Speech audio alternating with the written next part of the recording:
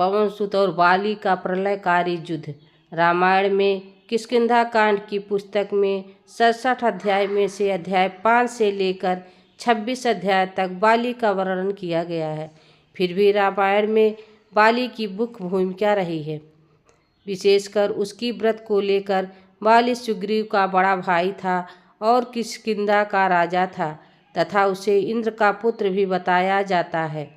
सभी जानते हैं ब्रह्मा जी की वरदान के कारण बाली जिससे भी लड़ता था, लड़ने वाला कितना भी शक्तिशाली हो, उसकी आदि शक्ति बाली में समा जाती थी और लड़ने वाला कमजोर होकर मारा जाता था। बाली ने अपने अद्भुत शक्ति के बल पर 1000 हाथियों के बल वाले दुधमभी नामक राक्षस का वध कर दिया था। दुधमभी के बाद बाली ने उसके भाई मायावी का भी एक गुफा में वध कर दिया था। इसी घटना के बाद बाली और सुग्रीव के बीच स्वतंत्रता पैदा हो गई थी। इसी शक्ति के कारण वरराज बाली से युद्ध करने में देव, दानव या मानव कोई भी समर्थ नहीं था। परंतु दोस्तों, इस वीडियो में हम आपको वनराज बाली से जुड़ी एक बहुत सी रोचक प्रसंग बताने जा रहे हैं। जब वनराज बाली और महाबली पवनसुत के बीच भीषण युद्ध छिड़ गया था, तभी पवनसुत ने बाली को पराजित कर दिया, या फिर बाली ने पवन जी को पराजित किया। जो चक्र है का अभिनंदन करता हूँ। बात तब की है जब वनराज बाली और असुरराज रावण ने युद्ध छिड़ गया था। बताया जाता है कि बाली ने अपने वरदान के बल से रावण से अपनी काख में 6 माह तक दबाए रखा था। अंत में रावण ने उसके हार मानकर उसे अपना मित्र बना लिया था। इस युद्ध के बाद बाली का घमंड 7वें आसमान को छू रहा था। अपनी ताकत की नशे में चूर बाली यहाँ वहाँ लोगों को चुनौती देता रहता था। एक दिन ऐसे ही वन में चिल्ला रहा था, कौन है यहाँ जो मुझसे हरा सकता है? किसी ने माँ का दूध पिया है तो मुझे मुकाबला करे।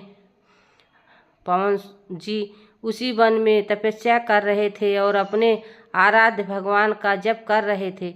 बाली के चिल्लाने से उनकी तपस्या में खलल पड़ा। उन्होंने बाली से कहा, वानर राज, आप बहुत बलशाली हैं, आपको कोई नहीं हरा सकता, लेकिन आप इस तरह चिल्ला क्यों रहे हैं? इस पर बाली भड़क गया और भगवान राम तक को चुनौती दे दी। बाली ने कहा, पवन, तुम तो क्या, तुम्हारे राम भी मुझे नहीं हरा सकते। हम तो बुलाओ अपने राम को। राम का मजाक उड़ता देख पवन जी को गुस्सा आ गया और उन्होंने बाली की चुनौती स्वीकार कर ली और तय हुआ कि अगले दिन सूर्योदय होते ही दोनों के बीच दंगल होगा। अगले दिन पवन सुत जी तैयार होकर दंगल के लिए निकले ही थे कि ब्रह्मा जी प्रकट हो गए। उन्होंने पवन सुत जी से समझाने की कोशिश की वे बाली को चुनौती स्वीकार ना करे। इस पर जी ने कहा, प्रभु, बाली जब मुझे ललकार रहा था तब तक तो ठीक था, लेकिन उसने भगवान राम को चुनौती देता है, इसलिए मैं उसके सबक सिखा कर रहूँगा। ब्रह्मा जी ने फिर समझाने की कोशिश की। पवन जी बोले, अगर अब मैं पीछे हट गया तो दुनिया क्या कहेगी? इस पर ब्रह्मा जी ने कहा, ठीक है, आप दंगल के लिए जाओ, लेकिन अपनी शक्ति का 10वां हिस्सा ही लेकर जाओ। देश अपने आराध्य के चरणों में अर्पित कर दो। दंगल से लौटकर यह शक्ति आपका हासिल कर लेना। पवन जी मान गए और अपनी शक्ति का 10वां हिस्सा लेकर दंगल के लिए चल पड़े।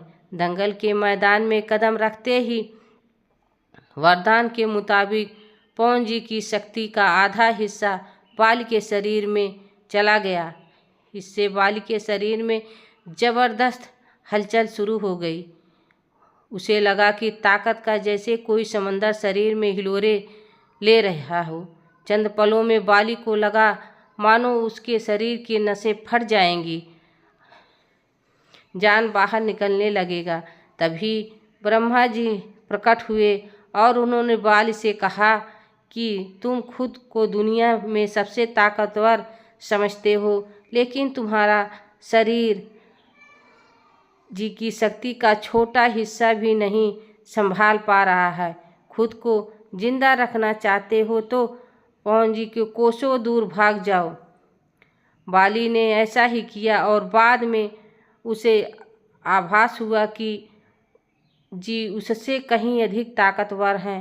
उसने पवन जी को दंडवत प्रणाम किया और बोला, अथाह बल होते हुए भी जी शांत रहते हैं और राम भजन गाते रहते हैं, और एक मैं हूँ, उनकी एक बाल के बराबर भी नहीं हूँ, और उनको ललकार रहा था, मुझे क्षमा कीजिए प्रभु।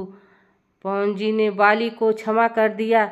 दोस्तों, यह प्रसंग कई सबक देता है। व्यक्ति कितना भी ताकतवर हो जाए, कितना भी धनी हो जाए, कितना भी समर्थ हो जाए, उसे घमंड कभी नहीं करना चाहिए। दोस्तों, इसे ही धार्मिक वीडियो देखने के लिए हमारे चैनल को सब्सक्राइब ज़रूर करें। धन्यवाद।